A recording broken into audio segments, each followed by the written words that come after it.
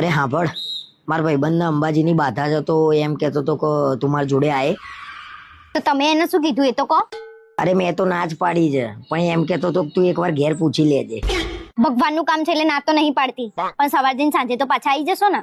જો ગાંડા જેવી વાતો કરું છું ને તું. અરે એને ચાલતા જવાની બાધા છે, 2-3 દિવસ તો લાગશે કે નહીં? તમને ખબર છે અંબાજી કેટલા કિલોમીટર દૂર છે? માનો ના માનો, તમારા ભાઈબંધે અંબાજીની તો બાધા નહીં જ રાખી. ના ના, અંબાજીની જ બાધા રાખી છે. અમદાવાદથી અંબાજી કેટલું દૂર થાય? હજી એને ફોન કરીને પૂછી જો, અંબાજીની બાધા રાખી છે કે અધર દેવીની. આ અધરદેવી ક્યાં આવ્યું પાછું?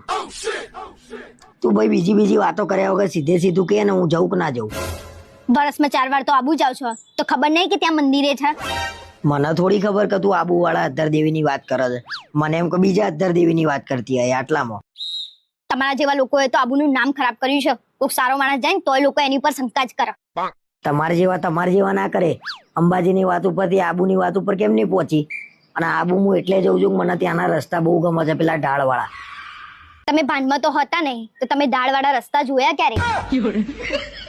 બૈરાને ગમે એટલા બહાના બતાવું ને તો બૈરાને હારી ખબર પડી જ જાય છે. પેલા મિત્રો કંઈક નવું બહાનું હોય ને તો કોમેન્ટમાં જણાવજો.